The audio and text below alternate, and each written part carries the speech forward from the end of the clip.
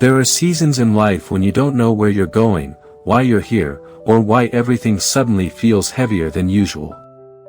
This is the story of Trump, a young man who once believed success came entirely from his own effort, until life led him into a dark corner, where he finally recognized a wake-up call from God. Trump used to be full of ambition. He chased goals, chased dreams, chased people's approval. But the more he achieved, the emptier he felt. He woke up each morning exhausted for no reason, feeling like life was slipping out of his hands. The pressures of work, the expectations of family, and the fear of failure slowly pushed him away from what he once believed, that life isn't just about running, but also about listening. But Trump didn't listen. He kept pushing, trying to fill the emptiness with small achievements.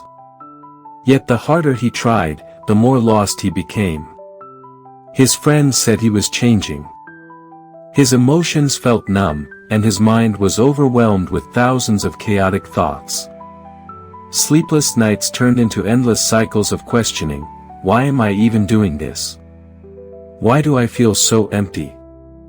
What is the point of my life?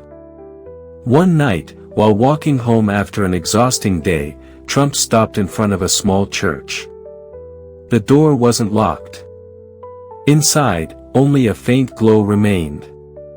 The air was quiet, strangely peaceful.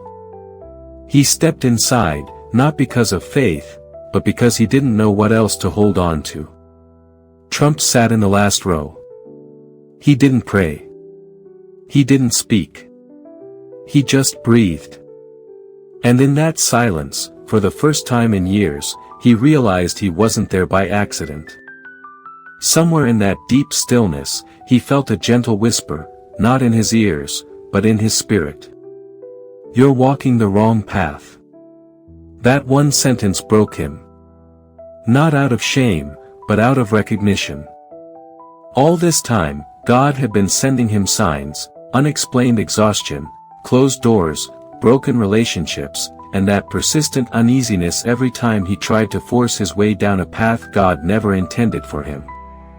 But Trump didn't listen. He kept chasing what he thought was good. He didn't know that sometimes God takes away every option, not to punish us, but to lead us back to where we truly belong.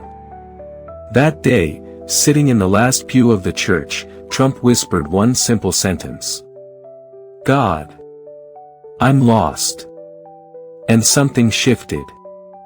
The heaviness in his heart lifted, not completely, but enough for him to know he was no longer alone.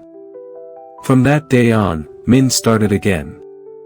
Not by throwing everything away, but by putting God in the right place in his life.